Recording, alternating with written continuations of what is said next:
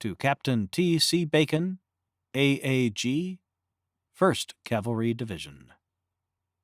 Headquarters, 2nd Brigade, 1st Cavalry Division, August 6, 1863.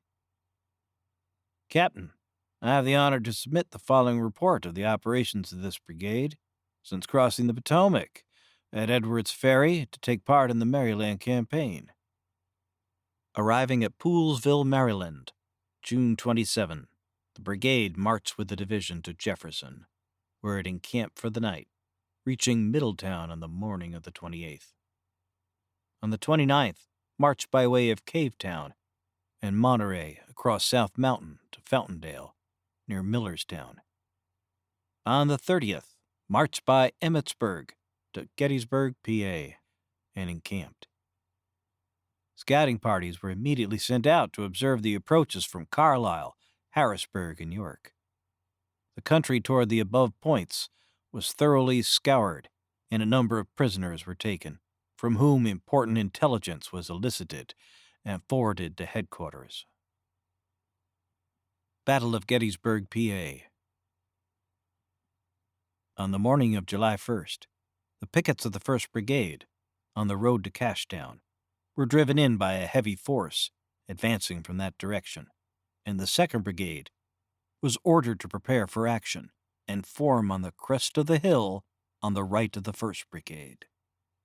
I immediately formed as ordered, with my right resting on the road to Mummasburg, and deployed a squadron of the 6th New York to the front and left as skirmishers, dismounted and connecting with those of the 1st Brigade, at the same time connecting by skirmishers and vedettes with my pickets on the 3 roads on the right leading toward Carlisle, thus establishing a continuous line from the York Road on the extreme right to the left of the 1st Brigade on the Cashtown Road.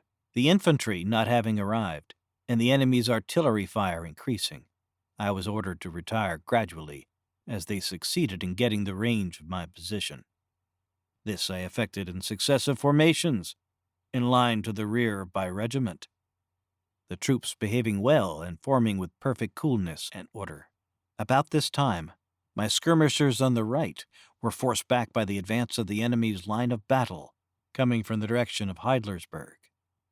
Knowing the importance of holding that point until the infantry could arrive and be placed in position, I immediately placed the 9th New York in support, and dismounting the rest of my available force, succeeded in holding the rebel line in check for 2 hours, until relieved by the arrival of the 11th Corps, when I was ordered to mass my command on the right of the York Road and hold that approach.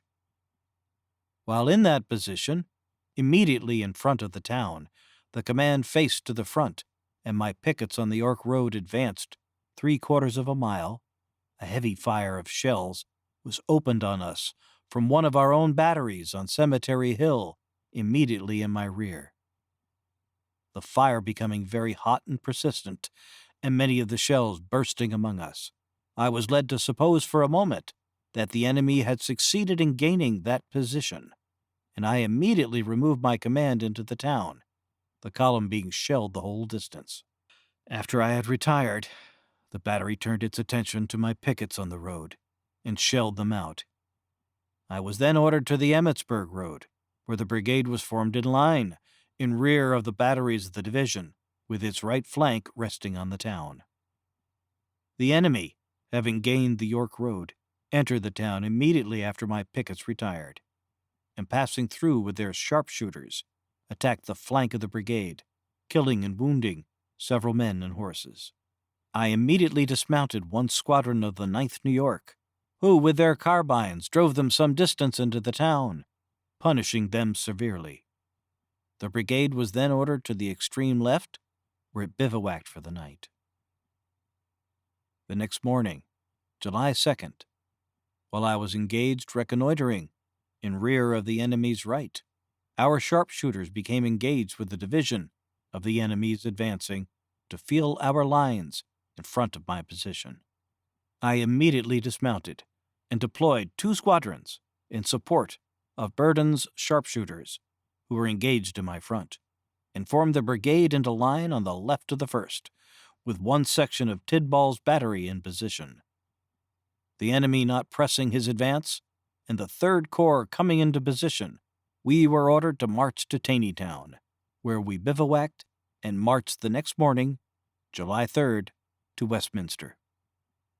The brigade was here ordered to refit and shoe their horses, but on the following day, Sunday, we were ordered to march with the division to Frederick. Bivouacked outside of the town that night, and the next day we were ordered with the division to advance by Boonesboro to Williamsport. Very respectfully, your obedient servant, Thomas C. Devin, Colonel, Commanding 2nd Brigade.